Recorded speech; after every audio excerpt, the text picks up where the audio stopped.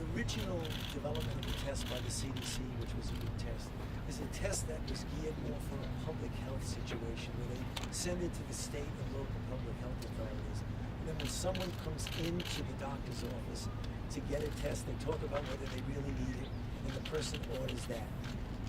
Traditionally, for infectious diseases, that kind of approach works. What is clear now that it doesn't work when you need to essentially blanket the country with that.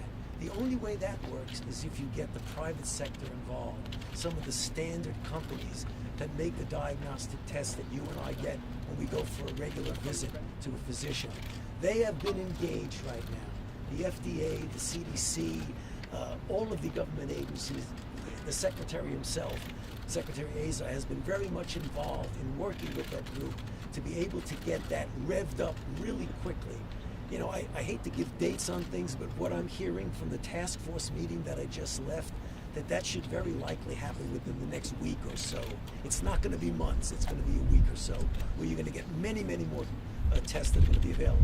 The other thing that's important, and there was a considerable amount of misunderstanding about that the original guidelines for whether you could get a test was somewhat restrictive. The FDA has now removed those restrictions. You know, it was part of the thing was, well, you had to have been either in contact with someone or very closely geographically at risk for infection. Now that's not the case. You go to a doctor if you have symptoms that are suggestive of the coronavirus. It doesn't matter where you are or who you are, you can get a test. Dr. Fauci, Maryland and Ohio have just closed their schools, Dr. Fauci. Well, who do I? Maryland and Ohio has just decided to close schools. Do you advise for other states to do the same? You know, you have to take it by a state-by-state basis. The one thing I do advise, and I've said this at multiple hearings and multiple briefings, that right now we have to start implementing both containment and mitigation. And what was done when you do closing the school is mitigation. We've got to try as best as we can to distance ourselves from each other, particularly if you are within a group that are at higher risk. If you do get infected, you're going to have a complication. And those are the elderly, people with underlying conditions, chronic congestive heart failure, heart disease, lung disease, kidney disease, diabetes, particularly among those if you're an elderly with that. So those are the kind of things we need to do now. And the point that I was trying to make is that we don't want to wait until you get a lot of infections, because sometimes when you make a, whether it be Maryland, whatever they did, you make a decision to do something, and someone might say, well, are you overreacting? We gotta lose that. We gotta start looking at doing things now in anticipation of what might happen. And the reason is, if you look at infectious diseases, how they work, particularly outbreaks of new infections, they go like this, then they go like this, and then they shoot up like that. And if you look at the curves of the history of outbreaks, they have these sharp peak, and then they start coming down. If you look at what happened in China, that's exactly what happened. It's starting to happen a little bit now in Korea.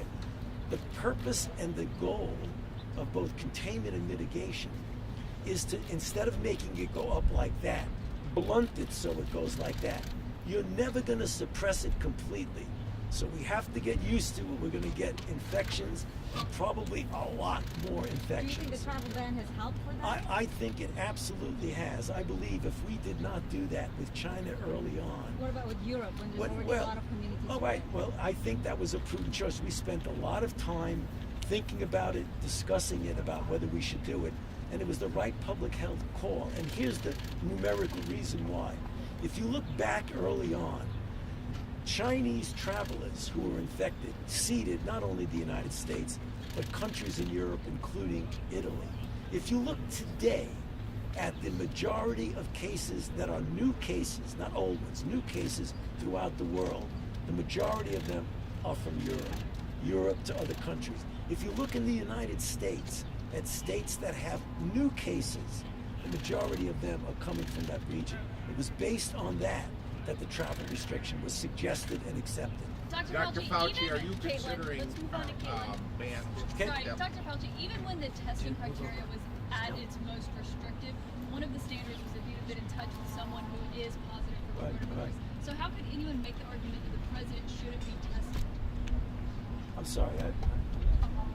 One of the standards for being tested for coronavirus, if I'm correct, was that you've been in contact with someone who's now testing positive. Right. So how could anyone make the argument that the president, who we now know was in Yeah. contact with the Brazilian Like- press secretary, shouldn't get a test?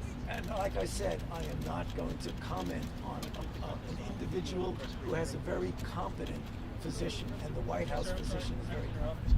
Yes. Step inside the West Wing.